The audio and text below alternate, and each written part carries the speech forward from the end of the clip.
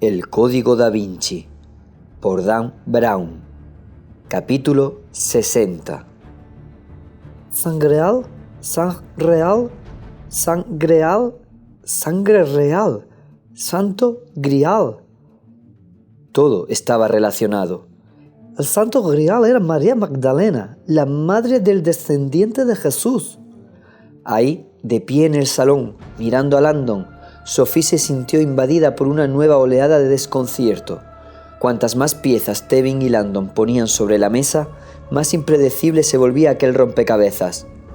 «Como ves, querida», dijo Tevin acercándose una libreta, «Leonardo no es el único que ha intentado decirle al mundo la verdad sobre el Santo Grial. La descendencia real de Jesucristo la han documentado exhaustivamente muchos historiadores». Pasó el dedo por una hilera de libros. Sophie se adelantó un poco y leyó los títulos. La revelación templaria, guardianes secretos de la verdadera identidad de Cristo. La mujer de la vasija de alabastro, María Magdalena y el Santo Grial. La diosa en los evangelios, en busca del aspecto femenino de lo sagrado. Y este es tal vez el más conocido de todos, dijo Tevin sacando del estante un viejo ejemplar de tapa dura y entregándoselo.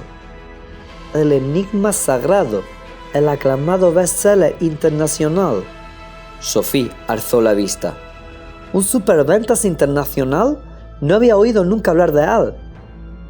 Era demasiado joven cuando se publicó. La verdad es que en la década de 1980 causó cierto revuelo. Para mi gusto, sus autores incurrieron en su análisis en algunas interpretaciones criticables de la fe, pero la premisa fundamental es sólida, y a su favor debo decir que lograron acercar al gran público la idea de la descendencia de Cristo. ¿Y cuál fue la reacción de la Iglesia? De indignación, claro, pero eso ya se esperaba. En el fondo se trata de un secreto que el Vaticano ya había intentado enterrar en el siglo IV. En parte, esa es la razón de las cruzadas. Recopilar y destruir información. La amenaza que María Magdalena representaba para los hombres de la Iglesia primitiva era potencialmente de unas proporciones enormes. No solo era la mujer a quien Jesús había encomendado la tarea de fundar la Iglesia, es que era la prueba física de que la recién proclamada deidad de la Iglesia había engendrado a un descendiente. Y ésta, para defenderse del poder de Magdalena, perpetuó su imagen de prostituta y ocultó las pruebas de su matrimonio con Jesús, restando así credibilidad a la posibilidad de que hubiera tenido descendencia y fuera, por tanto, un profeta mortal. Sophie miró a Landon, que asintió una vez más. Sophie, las pruebas históricas que avalan todo esto son muy sólidas. Reconozco, prosiguió Tevin, que las acusaciones son horrendas, pero debe comprender las poderosas motivaciones de la Iglesia para llevar a cabo una confabulación de esas proporciones. No habrían sobrevivido nunca si se hubiera hecho público que Cristo había tenido descendencia. Un hijo suyo habría minado cualquier idea de divinidad asociada a él y, por tanto, habría sido el fin de la Iglesia cristiana, que proclamaba ser el único vehículo a través del cual la humanidad podía acceder a lo divino y entrar en el reino de los cielos. La rosa de 5 pétalos, dijo Sophie, señalando el lomo de uno de los libros de Tevin. La misma que hay en la caja de Palisandro. Tevin miró a Landon y sonrió. «Tiene buen ojo», dijo. «Para el priorato ese es el símbolo del Grial», añadió dirigiéndose de nuevo a Sophie. «María Magdalena».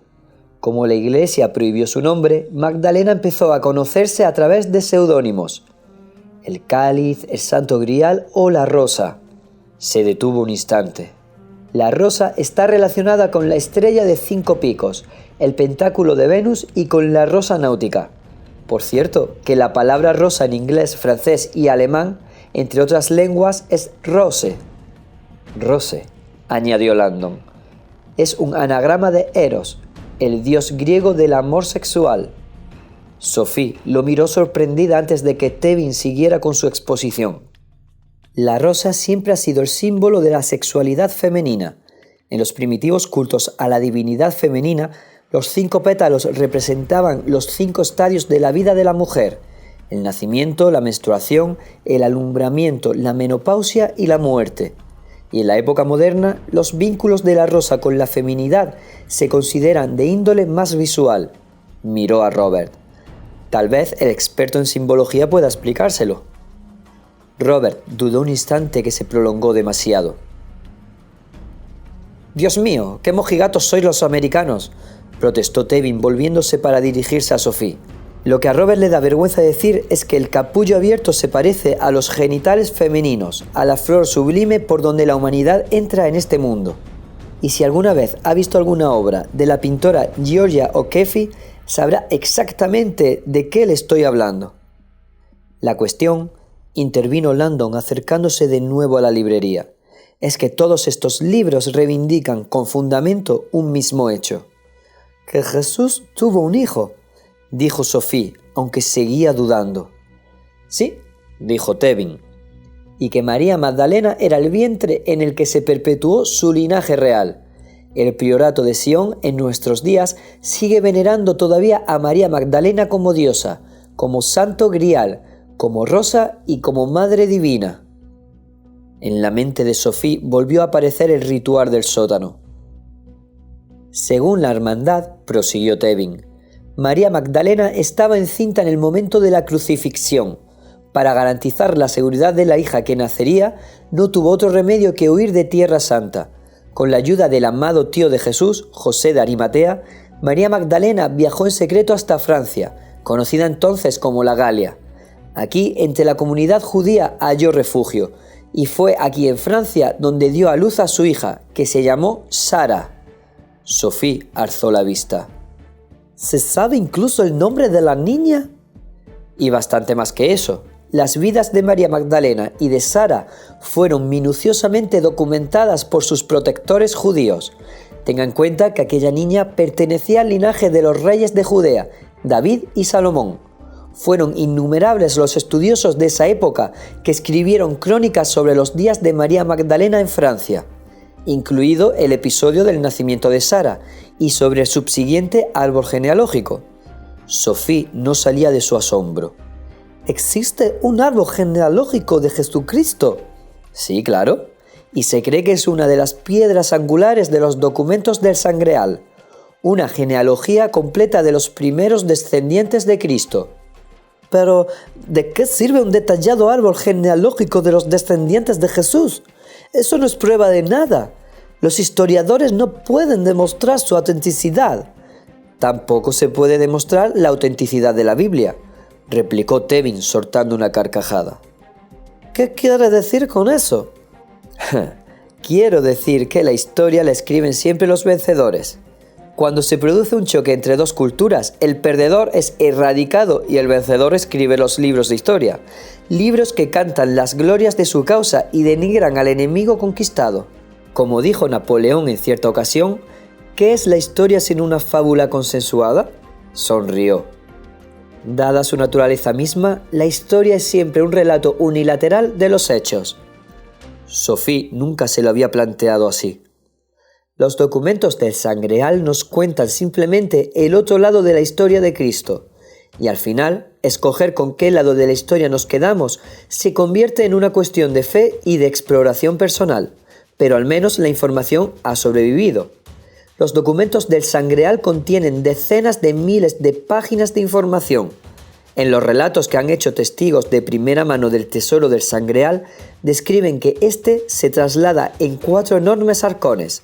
En ellos está contenido lo que se conoce como documentos puristas, miles de páginas de papeles anteriores a la época de Constantino, no manipulados, escrito por los primeros seguidores de Jesús, que lo reverenciaban absolutamente en tanto que maestro y profeta humano.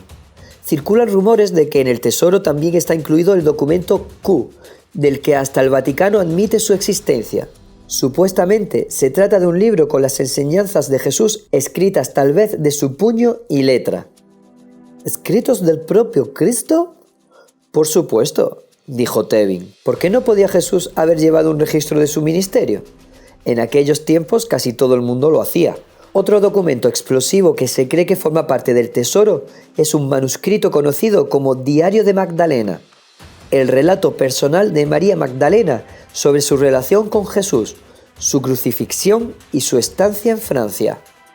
Sophie se quedó en silencio un buen rato. ¿Y estos 4 sacones con documentos son el tesoro que los caballeros templarios encontraron bajo el templo de Salomón? Exacto, los que los convirtieron en una orden tan poderosa, los que han sido objeto de tantas búsquedas del Grial a lo largo de toda la historia.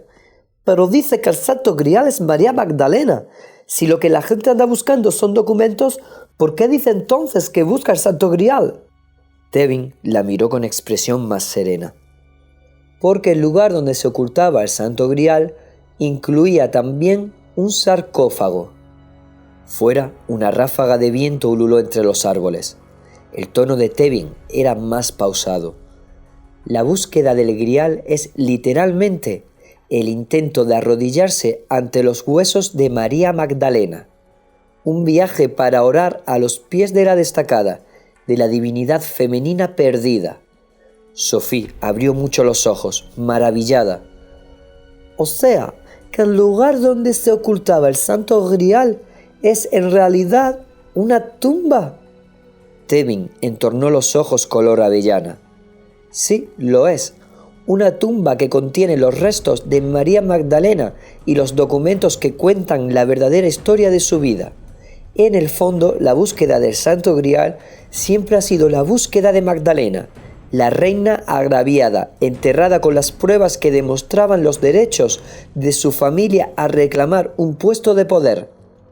Sophie aguardó unos momentos mientras Tevin tomaba aliento. De su abuelo había cosas que aún seguía sin entender. ¿Así? Dijo al fin. Durante todos estos años, los miembros del priorato han asumido la responsabilidad de proteger los documentos del Sangreal y la tumba de María Magdalena. Sí, pero la hermandad tenía también otra misión: proteger a la propia descendencia. El linaje de Cristo ha estado en continuo peligro.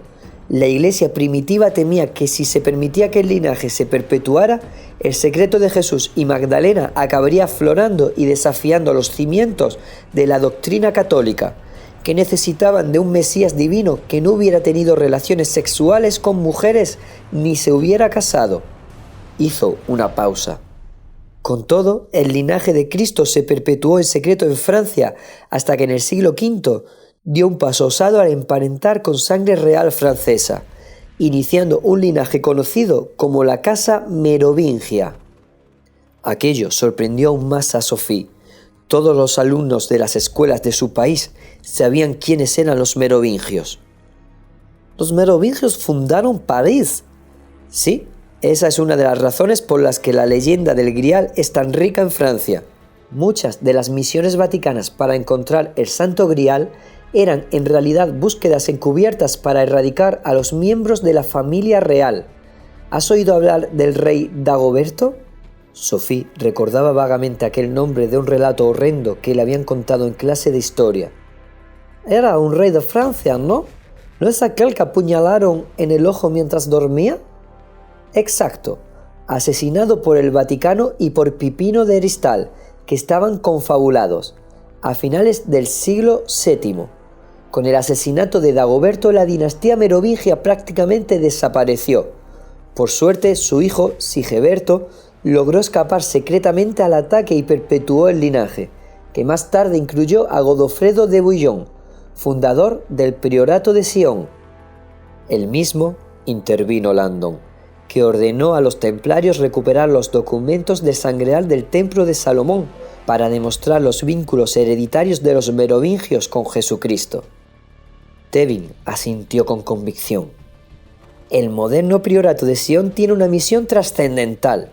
La suya es una triple responsabilidad. La hermandad debe proteger los documentos del Sangreal. Además, debe hacer lo mismo con la tumba de María Magdalena. Y, por supuesto, debe nutrir y proteger el linaje de Jesús, es decir, a los pocos miembros de la dinastía merovingia que han sobrevivido hasta nuestra época. Aquellas palabras resonaron en la inmensa sala, y Sophie sintió una extraña vibración, como si en sus huesos resonara una nueva verdad. Descendientes de Jesús que han sobrevivido hasta nuestra época. La voz de su abuelo volvió a susurrarle al oído. «Princesa, Debo contarte la verdad sobre tu familia. Un escalofrío le atravesó la carne. ¿Sangre real? No se atrevía ni a imaginarlo. Princesa Sophie. Serley. Las palabras del mayordomo atronaron desde el intercomunicador de la pared y Sophie dio un respingo. ¿Podría venir un momento a la cocina? Tevin frunció el ceño ante aquella inoportuna intromisión. Se fue hasta el intercomunicador y pulsó el botón. Remy, como ya sabes, estoy ocupado con mis invitados. Si nos hace falta algo de la cocina, ya nos arreglaremos nosotros. Gracias y buenas noches. Necesito hablar un momento con usted antes de volver a acostarme, si es tan amable, señor. Tevin gruñó y pulsó de nuevo el botón. Pues date prisa, Remy. Se trata de un asunto doméstico, señor, y no creo que a sus invitados les interese demasiado. Tevin no daba crédito a lo que oía. ¿Y no puede esperar a mañana? No, señor. No le llevará ni un minuto. Tevin entornó los ojos y miró a Landon y a Sophie. A veces no sé quién está al servicio de quién. Volvió a presionar el botón. Voy para allá, Remy. ¿Te traigo algo? Unas tenazas para cortar las cadenas que me esclavizan. Remy, no sé si eres consciente de que si sigues trabajando para mí es única y exclusivamente por lo bien que cocinas el solomillo a la pimienta. Eso es lo que usted dice, señor.